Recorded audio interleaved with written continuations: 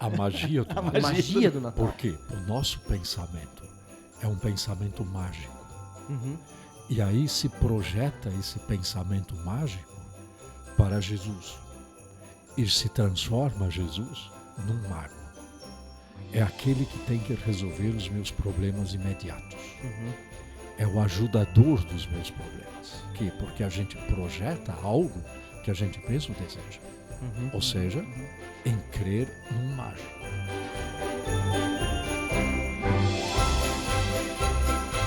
Bom dia, boa tarde, boa noite, seja muito bem-vindo ao Teologia Essencial Podcast. Eu sou o Alex Stahlhofer, estamos hoje aqui novamente do estúdio da Faculdade Luterana de Teologia para mais um episódio. Esse é um episódio natalino. Eu queria aqui aquelas bolinhas, pinheirinho. Estamos em falta com os nossos temas natalinos aqui. De repente na edição rola os temas natalinos, musiquinha de fundo. Tinha que dar um jeito, né, Silvio? Isso era uma boa, né? Gente, que bom que a gente pode ter esse tempo agora, final de ano, também para mais um tema. Hoje vamos falar sobre encarnação. Eu tenho duas feras aqui comigo para falar sobre isso, um biblista e um sistemático, dogmático. Daqui a pouco eu apresento eles para vocês conhecerem. O Vitor já esteve mais vezes aqui, mas pela primeira vez, professor Euler, seja muito bem-vindo com a gente. E eu quero ler os e-mails e depois a gente vai para o que interessa. Vamos para o nosso programa de hoje. E eu pedi na última vez, chupinhei e-mails, né? Eu chorei os e-mails e vocês ouviram. Muito obrigado mesmo. E a gente recebe e-mails de lugares muito legais, como por exemplo Portugal. Olha. Nós temos e-mail de Portugal hoje do Ricardo Mota. Deixa eu ler aqui para nós. Como recusar um pedido tão desesperado? É verdade. De um host tão querido da comunidade. Obrigado, Ricardo. Não tenho grandes questões, só para agradecer a todos que têm participado. Tem sido rejuvenescedor, novas perspectivas sobre a ortopraxia para lá de toda a ortodoxia que escutamos em outros podcasts. Deus vos abençoe. Desde Portugal, um ouvinte agradecido, Ricardo Mota. Muito obrigado, Ricardo. Obrigado, Nos Ricardo. alegra bastante aí legal. o seu e-mail. O host, ele é assim, ele é desesperado. Eu aprendi, são apenas 11 anos chupinhando comentários de vocês na internet. É o meu pagamento. A Mariane mandou o seguinte e-mail. Meu nome é Mariane, moro em Joinville, aqui pertinho da gente. Gostaria de parabenizá-los pelo podcast. Gosto muito de ouvir, sou edificado e tenho crescimento em conhecimento. No episódio A Vontade de Deus para Nossas Finanças, gostaria muito de ter ouvido sobre Malaquias 3:10. Eita, faltou o Roger, né? Para explicar Malaquias 3:10. Posso pôr Deus à prova? Sempre tive dúvidas sobre esse versículo. Mariane, não vai dar para explicar esse versículo agora aqui, mas a gente podia ter um podcast só sobre versículos mal interpretados, né, Vitor? Sobre os profetas, né? Nossa. Interpretação dos profetas. Teria aqui conteúdo, as alegorias dos profetas. conteúdo assim para diante, texto bíblico mal interpretado. Nossa, podíamos falar horas. Dos pesos e medidas também, de como se interpretam textos do Antigo e do Novo, às vezes narrativas, Olha né? aí. Por que no Novo Testamento narrativas são tão importantes como história e Exato. a gente acaba fazendo muita coisa de um jeito bem Exato, parecido. exato. E lá no Antigo Testamento a gente não vai ficar circulando Jericó ou coisa assim, né? Então, tem gente Tem que muita faz, loucura né? por aí, né? Tem gente fazendo isso. Tem. Tá vendo, Mariane? Surgindo mais um episódio aí. Gostaria de sugerir um tema que também tem acompanhado nesses últimos tempos. Maldições de geração em geração. Olha aí. Existem maldições que recebemos de nossos pais? A pergunta dela. Dos nossos avós? Deus abençoe a todos. Obrigado, Mariane. Os dois temas estão anotados aqui, devidamente anotados. E mais um e-mail do pastor Clécio de Sá Lopes, da Igreja Batista em Lausanne Paulista. Olha aí. São Paulo. Boa tarde, graça e paz, caro irmão Alex. Espero que esteja tudo bem com você. Graças a Deus está. Estou gostando muito do podcast, muito instrutivo. Sou irmão Clécio, sirvo ao Eterno como pastor batista aqui em São Paulo e acompanho o canal da faculdade já há um tempo. Olha aí, que legal. Na época do seminário, fiz minha pesquisa sobre eclesiologia atual e influência da chamada modernidade líquida de Bauman. Baita tema. que, a meu ver, tem influenciado a nossa comunhão como corpo de Cristo em espaços de relacionamentos fragilizados e algumas vezes baseados apenas na satisfação de interesses. Será que as igrejas luteranas também têm sentido essa influência da modernidade líquida na comunhão diária? Surgiu esse tema de podcast para aprender um pouco mais com os irmãos. Abraços fraternais nele, pastor Clécio. Clécio, muito obrigado. O Euler podia falar, né, sobre modernidade líquida. Interessante, esse é um tema que a gente acaba tratando bastante na pós em revitalização de comunidades. Verdade, né? A gente, inclusive, vai ter 3 edições da pós-graduação em revitalização de comunidades, revitalização de igrejas, no ano que vem. Então, se você tiver interesse, eu vou deixar aqui na descrição desse episódio os links para você conhecer o curso. Ele é um curso presencial, né? Ele não é um curso EAD, é um curso presencial. De repente, se tem perto aí da sua cidade uma turma acontecendo, você poderia fazer parte dela. E com certeza lá é um tema que vai ser abordado. Mas fica podcast também, que é legal. Eu lembro até de uma parte que é da minha disciplina, inclusive, que é para a área bíblica, né, da eclesiologia. Então a gente trabalha um pouco isso, assim, né? Mas também alguma visão sobre comunhão do Bonhoeffer. Legal. E também a partir da eclesiologia do Jürgen Roloff, né? Então a igreja no Novo Testamento, então várias coisas assim bem interessantes e que vai bem nessa direção. Mais um episódio nascendo, olha aí. Gente, você viu que se você escreve e-mail para mim, podcast@teologiaessencial.com.br, você vira pauta do nosso programa. Então, por favor, mande o seu e-mail. Ele será considerado de todo o coração por mim e pela nossa bancada aqui. Então, gente, vamos hoje para o nosso episódio natalino, falando da encarnação do Filho de Deus. O que significa um Deus encarnado? Porque a gente tem muitas imagens de Deus por aí rolando no mundo. Desde a antiguidade até os dias atuais, você tem um Deus, Deus dos cristais, das forças, das energias, que vive lá longe, em algum lugar do universo, pululando entre átomos e partículas e nunca toca a realidade do chão da vida. Você tem deuses que são antropomorfismos, né, que são praticamente meio humanos, meio divinos. São quase que, como diria alguns filósofos, uma projeção da nossa mente. Mas o Deus cristão é algo que diferente de todas essas propostas de deuses que nós temos por aí. Nós temos um Deus que é transcendente, que é todo-poderoso, que é onisciente, que é onipresente, mas que encarna.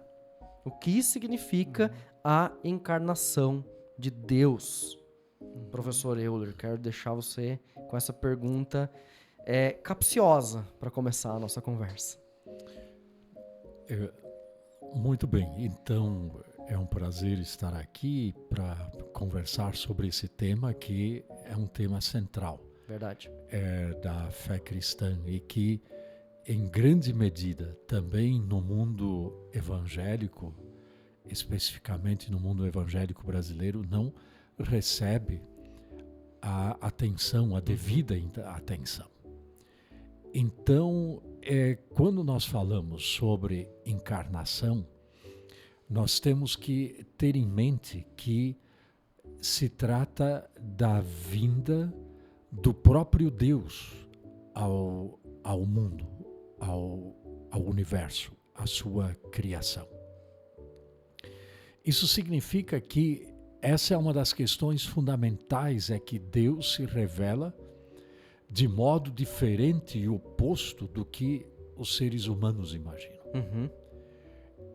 Na antiguidade, você já falou, existiam várias concepções de Deus. Hoje, obviamente, essas concepções não diferem muito. Uhum. É um Deus imóvel, motor imóvel, causa primeira, como Aristóteles entendia. É o justo juiz, aquele que pune, aquele que é um Deus que não toca a realidade humana. Ele é completamente transcendente, completamente impassível. Embora alguns traços assim não tínhamos somente no mundo greco-romano ou grego, mas também no Antigo Testamento. Em alguns aspectos nós temos isso. Mas vamos ficar no mundo greco-romano. Aonde é que esse Deus eterno, esse Deus impassível, do qual nós falamos, ele se mostrava? No Panteão. Por isso em Roma tinha o Panteão, que todos os deuses eles estavam sendo concentrados no Panteão, só que havia o Deus visível, que era o imperador, o César. Esse é o Deus visível. Por isso, essa é uma das razões que esse Deus visível, ele está no mundo, mas ele vem por meio de poder, da conquista e do terror. Não é? Embora nós tenhamos que dizer que o Império Romano não foi um império arbitrário. Seria não ser condizente com a história. Mas mesmo assim, o imperador ele exercia esses poderes absolutos. Nesse contexto, então, vem uma palavra em que Jesus vem para o mundo. O Deus mesmo envia o seu Filho, ou envia a segunda pessoa da Trindade para este mundo, para tanger este mundo, para entrar no mundo. E aí nós lemos em Gálatas 4:4, quando o apóstolo Paulo diz: mas vindo a plenitude dos tempos, Deus enviou o seu Filho, nascido de mulher, nascido sob a lei, que pressupõe a palavra de Jó 14:1-3, onde lemos: o homem nascido da mulher vive breve tempo e farto de inquietação. Nasce como a flor e murcha, foge também como a sombra, e não permanece. Sobre este tal abres os teus olhos, e a mim me fazes entrar no juízo contigo. Ou seja, Deus entra nessa finitude, mas ele não vem para conquistar, ele vem para se esvaziar. Essa é a grande diferença. Por isso nós também celebramos o Advento. Advento é uma palavra que quase não é conhecida. Verdade. Pelo mundo evangélico. Não se sabe o que fazer com isto, não é? Mas a igreja cristã, desde os seus inícios, ela vai celebrar o Advento. Entretanto, o Império Romano também celebrava o Advento. Era o Advento de quem? Do imperador. Depois das conquistas, ele vinha, aguardava, e ele vinha com vitória, com glória, com conquista, com povos subjugados, e fazia com que esses povos subjugados, e o imperador entrava em triunfo, não é? Se a gente pensa agora no arco de Constantino, em Roma, ali havia outros arcos, ainda nesse período, não é? Mas o que me chama a atenção é especialmente Gilbert Chesterton. Quando ele vai escrever, ele discute muito com o mundo secularizado de sua época, com os pensadores secularizados. E ele vai falar muito sobre essa questão da encarnação e vai trazer essa dimensão da encarnação nas suas obras. E aí ele tem uma frase, ele diz o seguinte: olha, o conflito com aqueles que não creem ou não querem crer é que eles têm medo de quatro palavras: Deus se fez homem. Nossa. Esse é o grande conflito. Como é que pode que Deus vem a este mundo?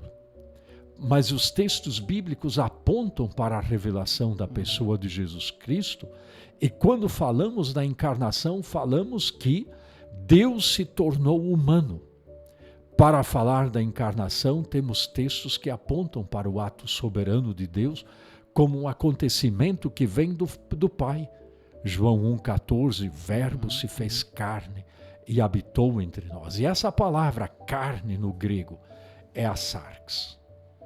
Sarx é algo é simplesmente Terrível. abominável. Não dá. Terrível. Não dá para aceitar. Cara, Acho que João 1,14 é um texto clássico, assim, né? É um texto clássico para falar sobre encarnação, né? Todo o prólogo de João. É, né? e para mim é muito interessante quando a gente fala em tudo isso, nesse contexto, assim, né? Para mim o evangelho que tem me chamado muita atenção sempre são os relatos do evangelho de Marcos. O grande conflito que os discípulos têm com essa questão de quem é o Jesus que está ali.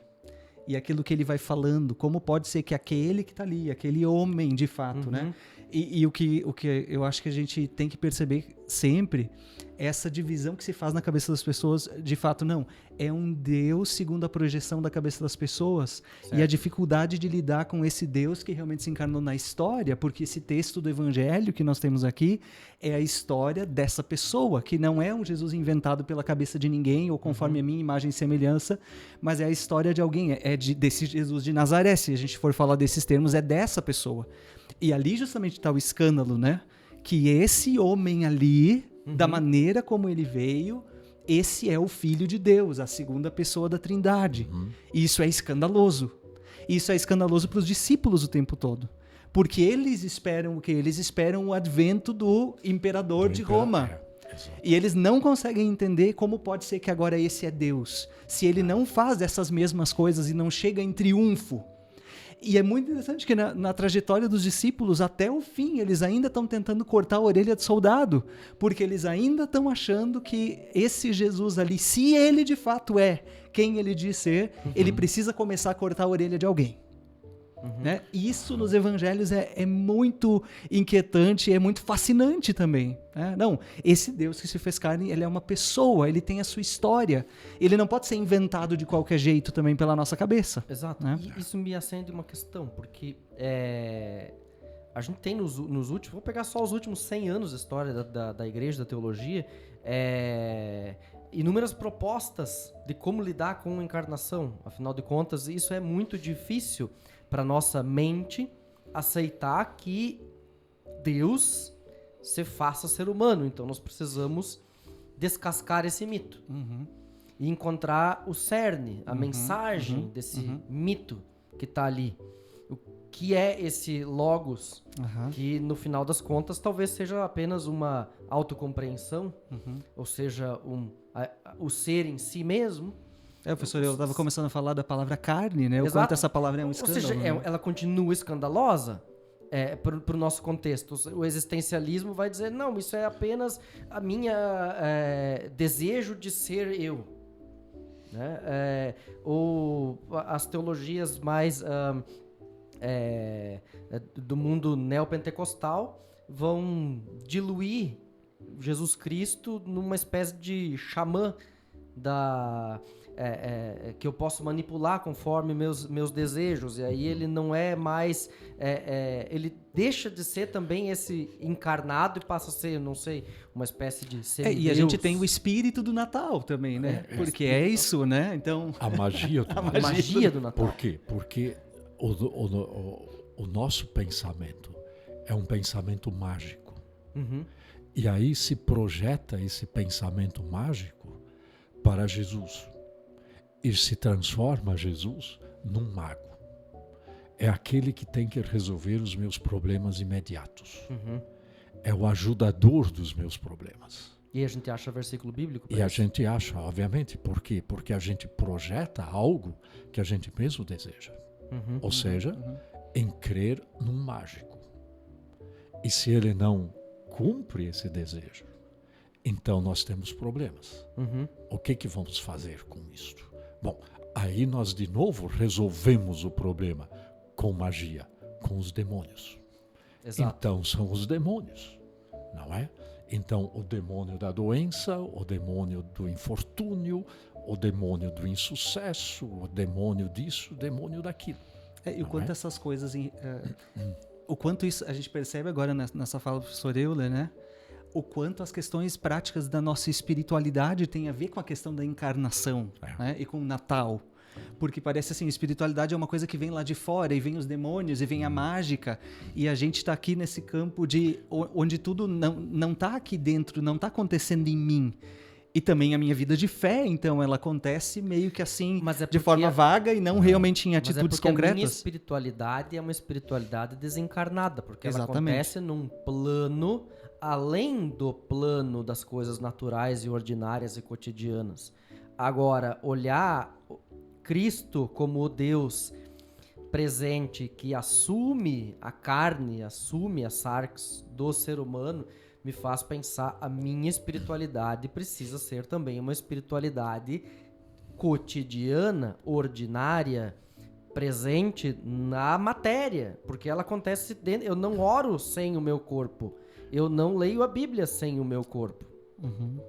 Aí a gente tem que aprofundar o conceito sarx. Exato. O que isto realmente significa? É a finitude, a corruptibilidade, a morte, tudo aquilo que o ser humano não quer, que nós como seres humanos combatemos o tempo todo. Nós combatemos o tempo todo a morte. Sim. Nós nos alimentamos bem para combater a morte. Nós dormimos bem para... Enfim, porque é ali que vem, né, as sarx são a doença, a velhice, a morte. Distinto do soma. Então não diz que Jesus veio em soma. Soma tem nobreza. Soma tem dignidade. O corpo, os corpos celestes. O soma celeste. Os planetas. As estrelas. Soma é outro termo grego para corpo. E não para carne. Corpo tem dignidade. Por isto, corpos são. Mente sã. Mas não sarx. Essa que é a questão. E Jesus não veio soma, ele veio em sarx. Na verdade, o cultivo do soma é sempre... Isso é muito moderno hoje, né? A gente moderno. cultiva o soma o tempo todo. O tempo né? todo, exatamente. Né? Quer dizer, essa obsessão pela estética, pela beleza. E Jesus vem ali onde a feiura, a doença, a morte, o desfigurado, o rosto desfigurado de Deus. Aí é que vem. E tem uma outra questão que me parece muito importante. Que Deus vem entre fezes e urina.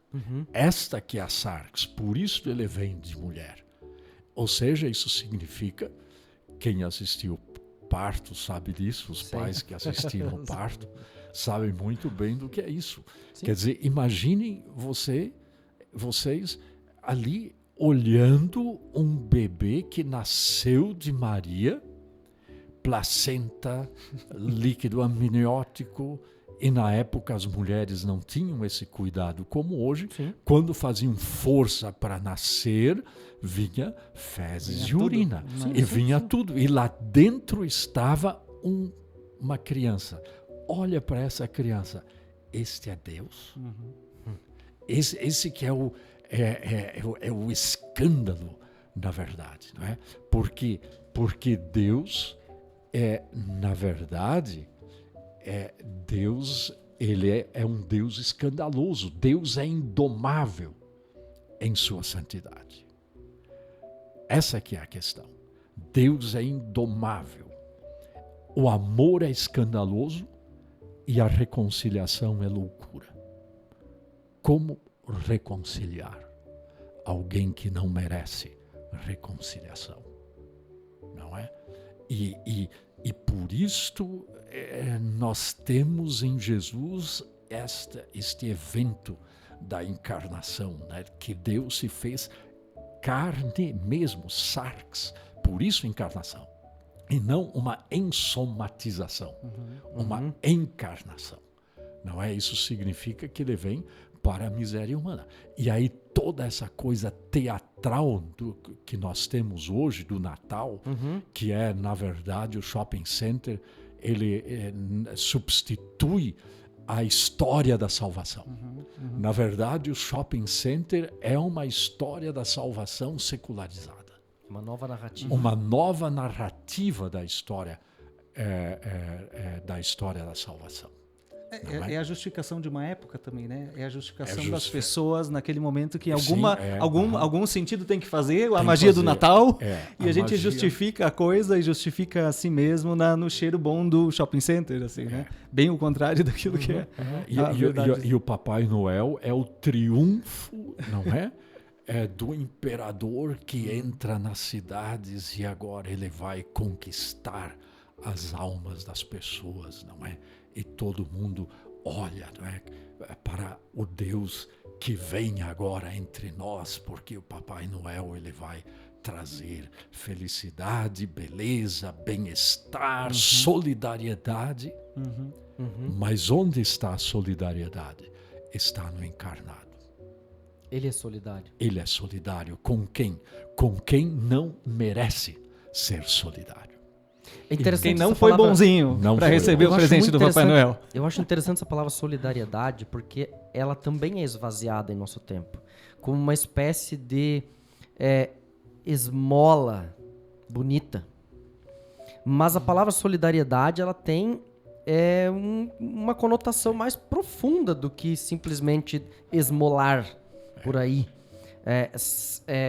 Quando eu tenho uma dívida e alguém é meu fiador nessa dívida, esse fiador ele é solidário à minha dívida. Significa que se eu faltar com o pagamento dela, o fiador paga solidariamente. Ele me substitui. Então, nós temos alguém que nos é solidário enquanto nossa existência carnal. Certo. E isso é profundamente É diferente. diferente, Aham. Porque Deus se solidarizou com a sua humanidade e sem nada em troca, não é? Exato. Ou seja, e essa é a diferença entre religião. Por isto, Jesus não criou uma nova religião. Isto não é verdade. Historicamente não é verdade. Muito pelo contrário. A vinda de Cristo é, na verdade, a ruptura com todas as religiões. É a ruptura com Zeus, a ruptura com Júpiter, a ruptura com César e a ruptura com a própria tradição judaica. Não é? Ali nós temos continuidade, mas também temos uma descontinuidade Sim. importante. É nesse contexto. Ou seja, em Cristo vem, na verdade, um ateísmo para o mundo. Você só pode ser reconciliado com Deus se você for ateu em relação aos deuses deste mundo. Entende? Ou seja, o ateísmo aos deuses deste mundo é pressuposto para crer em Jesus Cristo. Porque é a ruptura com toda a crença na religião. Os daimonia no Novo Testamento são nada. Isso me lembra sempre de novo em Paulo que os poderes deste mundo são reduzidos a nada. É que muito se fazem deuses nesse mundo, né? 1 Coríntios 8, assim, né? Muito interessante, né? Do jeito que vai sendo desmistificado, vamos dizer assim, tudo isso, né? E eu acho que em última análise, a própria religião, no sentido assim... por isso o escândalo da confissão também, que Jesus é o Kyrios, né? Jesus é o Senhor, Jesus é o Cristo. Né? Essa religião do império também, né? Que a gente estava falando antes do advento. Essa fé, essa esperança colocada em cima de alguém, né? Então tudo isso realmente precisa virar um ateísmo, né? Porque existe algo novo sendo trazido e providenciado pelo próprio Deus, né? Então a ruptura com a tradição judaica é muito interessante, né? Se a gente for ver o relato do Novo Testamento dos Evangelhos e Atos, inclusive, o quanto não tem realmente o nascimento de uma nova religião. Jesus não convidou ninguém para vir na sua igreja, né? Os próprios apóstolos, eles continuavam indo lá no templo, cumprindo o ritual do templo. Jesus ia ao templo, né? e ele ia e interpretava as escrituras do jeito que está lá no Antigo Testamento, né? Mas claro que existia uma tradição criada, uma religião criada, e essa precisava ser desfeita, né? Nesse sentido, acho que o ateísmo ali precisava também acontecer, né? Para que algo novo... Duas coisas me vêm à mente agora aqui. Uma é, ao mesmo tempo aqui a gente fala que os deuses deste mundo são nada, quer dizer... não são apenas deuses falsos que são cultuados neste mundo, o nacionalismo, o germanismo, o consumismo, o individualismo, o materialismo. São vários ismos que são cultuados. Eles não apenas são deuses falsos, eles não são deuses. E que, na verdade, no nosso contexto pós-moderno, assim, né? Digamos, o que não é uma pessoa, né? Que tá com aquilo tudo na mão, como era no período do Império Romano. Bom, quem é que tem aquilo na mão? É o governo imperial né? Mas no nosso mundo pós-moderno, quem é que tem o poder? Não é nenhuma pessoa, né? Não, é o mercado, né? O poder é difuso. Você fala, o poder, ele é também assim... Ele é difuso, né? Ele é difuso. Só que a gente precisa ter a clareza de dizer estas coisas não são Deus. Né? Ao mesmo tempo elas se fazem de deuses, de né? Deus. São deuses Por isso falsos. São ídolos. Por isto, a vinda de Cristo é a profanação dos espaços sagrados. Porque profanar é tirar essa dimensão do sagrado e deixar com que ele seja secular, com que ele seja do mundo, não é? Ou seja, um governo não pode ser sacralizado. Um governo faz parte do mundo. O sol, as estrelas, enfim, os planetas, eles fazem parte do mundo. Por isto, Cristo traz esta profanação necessária para que as coisas do mundo, mas cuidado, as coisas do mundo não são os outros, as coisas do mundo sou eu.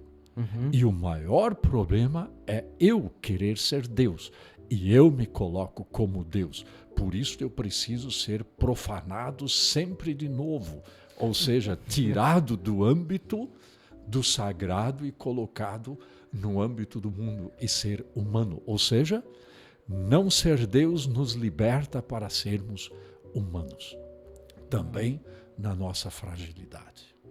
E não precisamos ser deuses. Deus não exige de nós que sejamos Deus.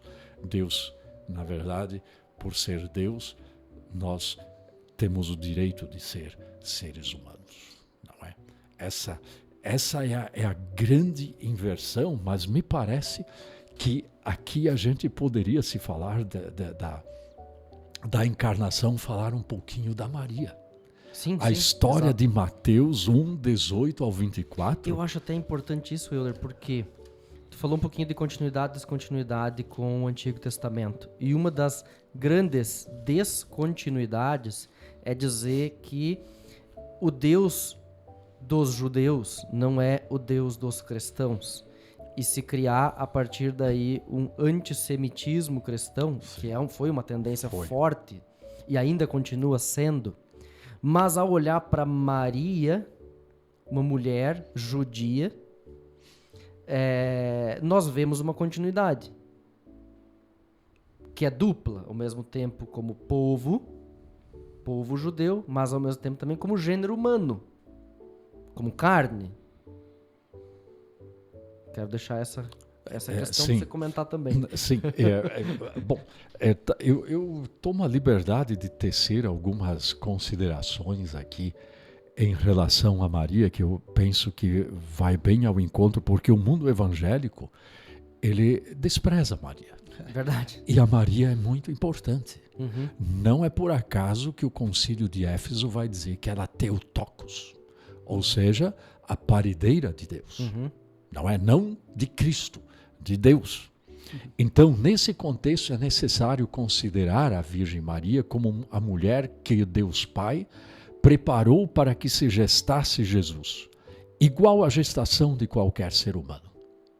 na gravidez e nascimento de Jesus, não houve nenhum episódio sensacional que merecesse ser evidenciado pelos evangelistas. Lucas diz que a filiação divina de Jesus está identificada quando o Espírito Santo inseminou o óvulo de Maria. Significa que Maria tinha que estar nos dias férteis. E aí Lucas diz, e respondendo o anjo disse-lhe, descerá sobre ti o Espírito Santo e a virtude do Altíssimo te cobrirá com a sua sombra. Por isso também o santo que de ti há de nascer será chamado Filho de Deus. Para que isso acontecesse, então, ela tinha que estar nesses dias férteis. Maria estava grávida por meio da ação do próprio Deus, não por vontade de um homem, mas por vontade do Pai. Ele gera o filho por meio de uma mocinha, talvez 14 anos. Ela era noiva. Por isso era considerada, mais tarde, não é? A mãe de Deus, aquela que gestou Deus. Assim ficava claro que Deus vem por meio de uma mulher que nem casada era. Deus vem na humildade, na fraqueza de uma jovem, muito jovem, uma mulher sem expressão, uma mulher judia. José foi surpreendido pela notícia que sua noiva Maria estava grávida, sem que tivessem tido relações sexuais. No hebraico, relação sexual é expressa pela palavra yadá. Gênesis 4:1. Gnosken, no grego, que é a palavra conhecer. Desse modo, conhecer significa relação, confiança, totalidade de comunhão, de construção de vida. Conhecer tem um sentido amplo e não está somente no conhecimento intelectual. Aliás, no hebraico, o conhecimento intelectual ele é construído pelas relações, pela experiência. Embora Maria e José não tivessem se conhecido, tido relações sexuais, ela carregava um filho em seu corpo, em sua barriga, em sua gastri, ou seja, em sua gastronomia, né? É daí disso que vem, engastre, vem dessa palavra, né? Para José, essa notícia foi um choque. Pela lógica, uma mulher somente engravida se houver relação sexual com um homem. Se ela estava grávida, significava que Maria tinha tido um caso com outro, fora do casamento. Nesse caso, José, pelas leis judaicas, tinha o direito de desistir dela. Não o fez porque não queria expô-la à vergonha, que se abatia sobre uma adúltera, considerando que já estavam juridicamente comprometidos. Ele se afasta em silêncio, sem denunciá-la. Para o noivo, a gravidez da noiva com um homem fora do casamento era vergonhoso, humilhante e uma afronta para toda a família. Pelo direito judaico, ele era oficialmente marido de Maria, embora ainda não tivessem tido relações sexuais. Porque casamento se acontece por meio da relação sexual. A gravidez de Maria antes do casamento formal daria o direito de José de denunciá-la para que ela fosse apedrejada. Nós lemos em Deuteronômio 22, 23, 24, se numa cidade um homem se encontrar com uma jovem prometida em casamento e se deitar com ela, levem os dois à porta daquela cidade e apedrejem-nos até a morte. A moça, porque estava na cidade, não gritou por socorro, e o homem, porque desonrou a mulher do outro homem, eliminem o mal do meio de vocês.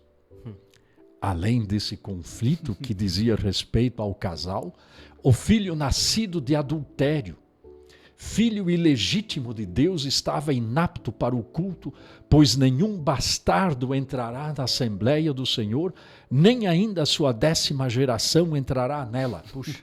Deuteronômio 2:32. Que magia do Natal. Que magia do Natal. Isso, aí é isso, né? Puro conflito. É. José sabe das suas obrigações em denunciar Maria, porque isso era crime grave. Se não o fizesse, seria considerado cúmplice do crime de Maria. No entanto, ele não decide a partir da obrigação da lei, mas se deixa pautar pelo respeito, pela misericórdia. Mas ele estava certo. Ela adulterou. Mateus 1,19. Mesmo assim, não sai correndo para denunciá-la aos órgãos competentes. Ele sabia que essa denúncia significaria a pena de morte de Maria e do homem com quem teve relações. Entretanto, mal sabia ele que o outro homem com quem ela tinha coabitado seria revelado por um anjo do Senhor. O anjo do Senhor vai denunciar quem é ele.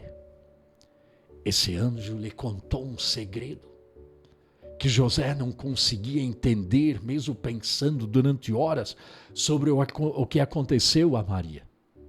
Mateus 1,20. Não é por acaso que o anjo se dirige a ele com seu nome, José, filho de Davi. A notícia é que ela não está grávida de José. Assim ele não é o pai, é filho de outro. Mas descendência de Davi, do rei Davi, da grande linhagem de Davi, sim, mas o pobre, sem nobreza, sem fama, pobres. José e Maria, pobres. Mas quem será este adúltero? Onde está? Tu és o homem. O próprio Deus adulterou. E o próprio Deus teria que ser punido, levado à morte. O fato de que José a denuncia é condição para que Jesus seja recebido dentro de uma família da descendência de Davi, senão Jesus teria sido excluído da comunidade de fé. Decorrente disso, ele passa a ter o direito legal de pertencer à casa de Davi. Deus cometeu adultério com a esposa de José para gerar um filho bastardo. Deus mesmo rompe com o código legal de seu povo ao engravidar uma jovem indefesa. Ela adulterou com Deus, Deus adulterou com ela. Maria e Deus deveriam ter sido mortos pelas leis em vigor.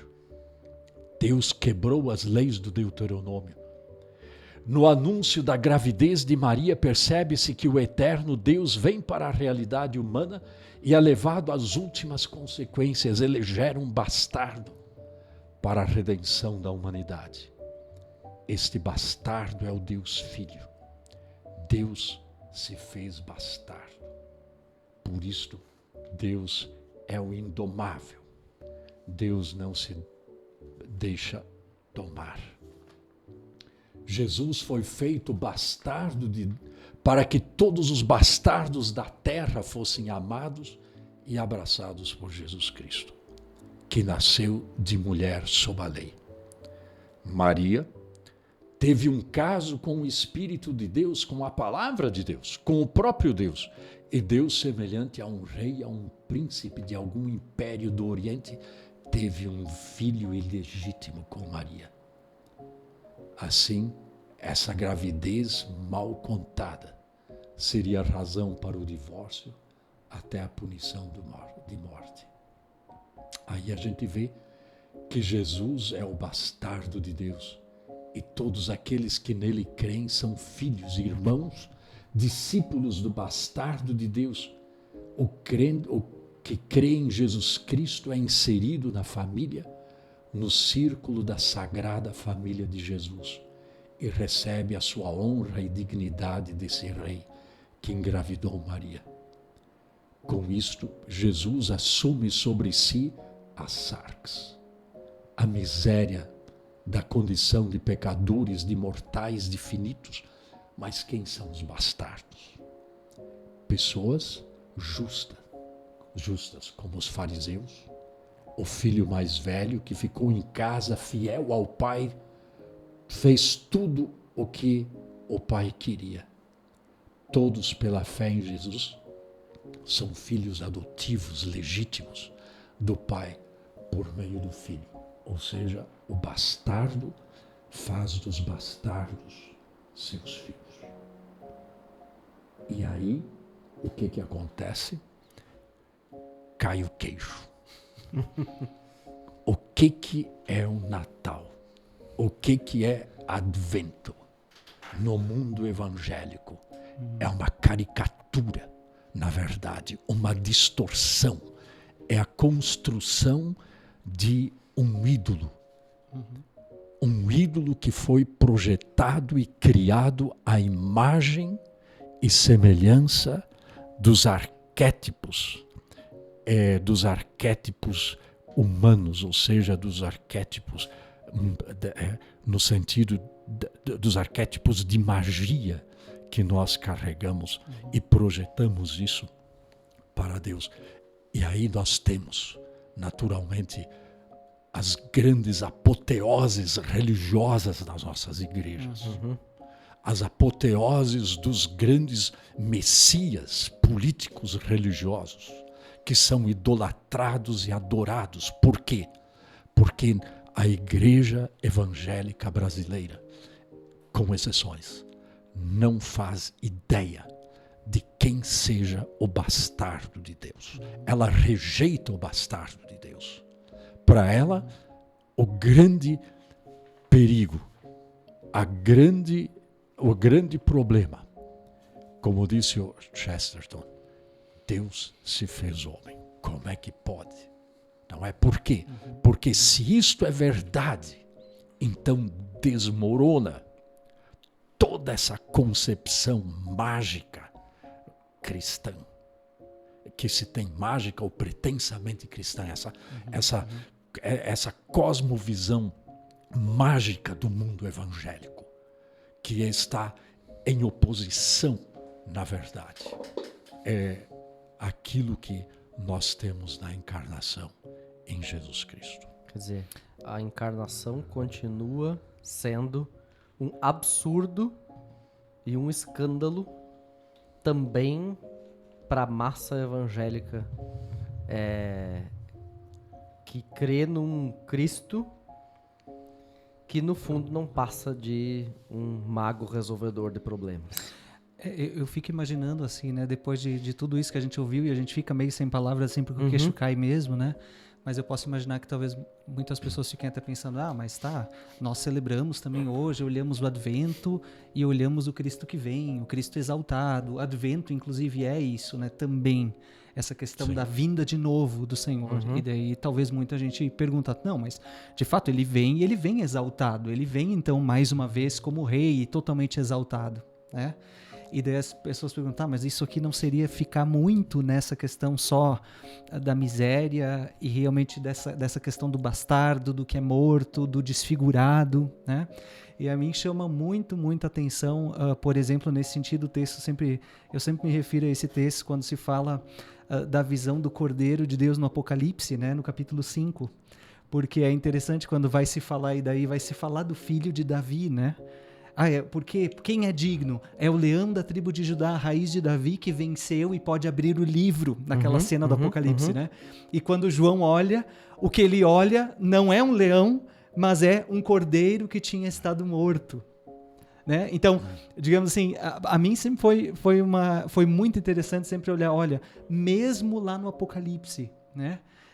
Esse cordeiro que tinha estado morto, crucificado, ele não simplesmente jogou essa figura fora de cordeiro morto, né? Ele não se transformou simplesmente no leão ali, mas aquilo que traz dignidade para ele, e o que na verdade o torna digno de abrir o livro nesse sentido, né? Essa saga toda, toda essa coisa da humanidade, né? Que foi falada assim, dos bastardos, o problema, né?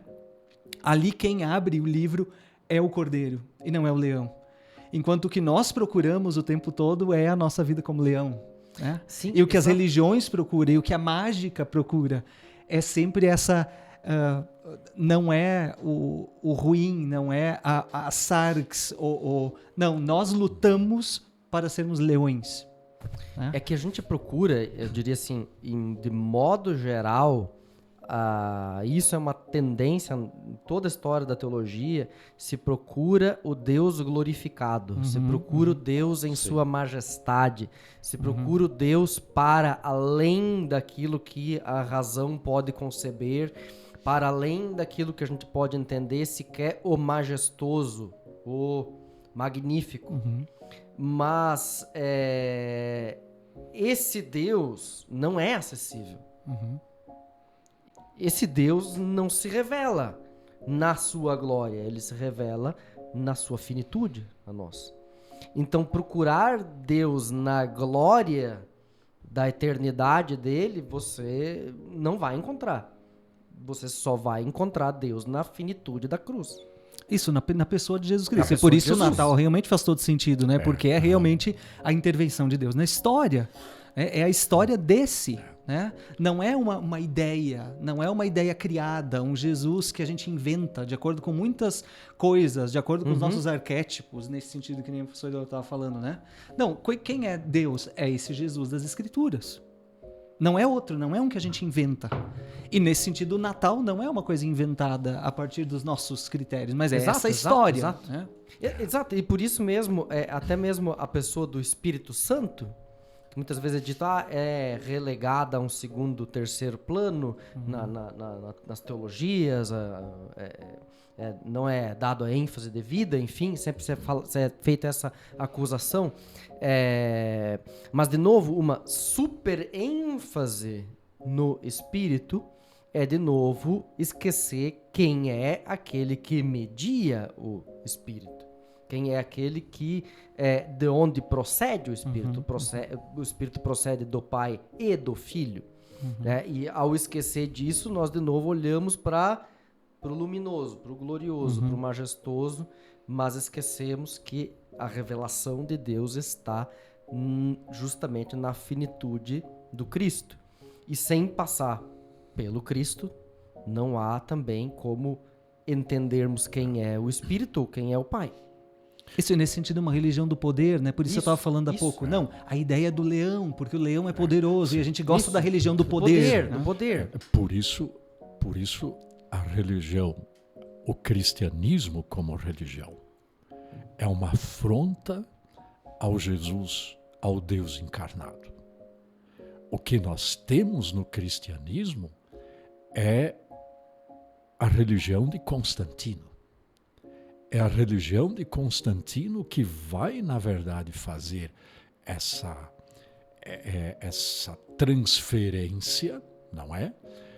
Da igreja, que é a igreja humilde, a igreja frágil, e vai transformar numa igreja de poder. O que acontece? No regime de cristandade, todos essa hierarquia, esta organização jurídico-administrativa, ela não é outra coisa senão a imagem e semelhança do Império Romano. E a reforma protestante também não conseguiu romper. Ela também vai reproduzir isto. E por isto nós temos hoje o colapso da cristandade. O colapso da cristandade não é outra coisa senão o colapso de uma igreja, de um regime constantiniano. É isso, porque esse regime ele não consegue se manter. Ele pressupõe essas relações da glória, do poder, da honra, não é? E isso é uma questão muito significativa, porque com isto, de fato, nós precisamos nós precisamos apenas ler com os textos bíblicos e interpretá-los. E obedecer às regras básicas da gramática. Basta isso. Não é o que é um sujeito, o que é um predicado. Se o verbo está no modo indicativo, subjuntivo e imperativo, se ele está na voz passiva, está na voz ativa, é básico.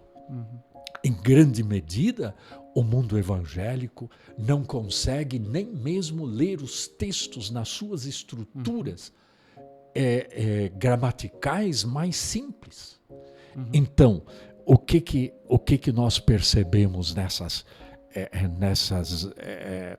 Mas isso leitura? não é espiritual, isso é carne, né? Isso é carne, exatamente. Mas a letra também é carne. É claro. Ou seja, está no âmbito da finitude. Exatamente. Não é? Por isso a Bíblia não cai como um livro pronto, mas é um livro que vai surgindo, vai sendo construído, e somente, se não me falha a memória, em 367, com a carta pascual de Atanásio, é que 367, pense, né? Muito tarde é que o cânone vai ser reconhecido como nós temos hoje. Não é? Mas essa questão desse bastardo de Deus que vem ao mundo, não é? Aí todos os bastardos do mundo, inclui os excluídos, os escravos, as mulheres como Maria. As mulheres não tinham muito valor, não é? Especialmente no mundo grego, os romanos ainda conferiam algum valor desde que estivessem ligados ao homem. Mas as crianças, os leprosos, não é? Nesse sentido, o apóstolo, a gente entende, 1 Coríntios 1, não é? Que Deus vem aos que não são, aos agené, aos não eugênicos, aos não puros, não é? E esses é que Deus traz para si. Isto é escândalo, isto é loucura, não é? É para aqueles que não conseguem crer em Jesus Cristo. Tem um livro muito interessante do Sloterdijk, mais ou menos assim traduzido, né? Os terríveis filhos dos nossos tempos, dos tempos contemporâneos, né? De 2015, se não me falha a memória, 2014. Ele faz uma análise interessantíssima sobre a encarnação. E eu queria ler aqui apenas uma citação. Eu traduzi. Na era depois de Cristo, a nenhum homem deve ser negado o direito de viver sua vida como um bastardo de Deus. Um Jordão é encontrado em todos os lugares. Em qualquer lugar, um homem, levantando-se da água, pode ouvir uma vez de cima dizendo que este é seu querido filho, em quem ele mesmo, o Altíssimo, em quem ele se compraz. Quer dizer, este é o bastardo de Deus que vem para os lascados deste mundo, não é? Aqueles que reconhecem sua finitude, aqueles que também vivem no dilema da dúvida, no conflito da dúvida, no conflito da incredulidade, no conflito da crise existencial, no conflito diante da morte, do sofrimento, não é? Que Deus não exclui nenhum ser humano, não é? E a fé em Jesus Cristo nos faz, por meio da fé em Jesus Cristo, nós aceitamos esta realidade, essa oferta de que o bastardo de Deus se entrega aos bastardos do mundo para dar dignidade a eles, né? A reconciliação a eles, né? No fundo, essa é a mensagem do Natal. Essa é a mensagem do Natal. Essa é a mensagem do Natal. Gente, você esperava que a mensagem do Natal fosse essa? Que você é um bastardo, aceito por um bastardo, para uma relação talvez por isso não tem bolinhas e nova. pinheirinho. Foi providencial que não tinha bolinhas e pinheirinhos. Eu queria essa conversa, que a gente colocasse esse tema na mesa, porque muitas vezes nós esvaziamos o sentido do Natal justamente por não reconhecer a profundidade do que é a encarnação do Filho de Deus. Nós esperamos o glorioso não encarnado. A glória vem lá no futuro, sim, no escatológico, no tempo final. Mas aqui nesse mundo nós não reconhecemos Deus além da sua finitude, daquele que é o infinito e que se torna finito por nós. E por isso eu queria agradecer esse tempo de reflexão aqui, Vitor, professor Euler, de maneira especial, por nos Muito trazer obrigado. um Muito grande obrigado. impulso para reflexão nesse tempo. E creio que a gente vai precisar voltar para ele, para outros temas no futuro. Então a mesa tá, agora que foi devidamente apresentada a nossa mesa de conversa aqui, o Teologia Essencial, que possa retornar mais vezes. Muito Então, obrigado. Feliz Natal, né? Para Feliz todo mundo, Natal a um bom todos. tempo ainda de advento, que Deus nos abençoe. Exato. Em nome da Faculdade Luterana de Teologia, a gente quer oficialmente desejar um abençoado tempo de Advento e Natal para você, para sua família. Com esse episódio a gente encerra a temporada desse ano do Teologia Essencial e a gente retorna no ano que vem com uma série nova, com novos temas, e manda seu e-mail com as suas sugestões aí, vocês já viram que algumas já foram para pauta, para que no próximo ano você possa ter os seus temas aí da teologia contemplados também nas nossas reflexões. Lembra de curtir essa nossa postagem onde você estiver acompanhando ela, no Spotify ou no seu podcast favorito. Também de se inscrever no nosso canal aqui da FLT para continuar recebendo os conteúdos. E fica o desafio aí nesse Natal para você compartilhar esse conteúdo com alguém da sua família, dos seus conhecidos, e evangelizar ele de verdade, tá? Evangelizar com o evangelho nu e cru, como nós falamos hoje nesse episódio. Um abençoado Natal e até o próximo episódio. Tchau!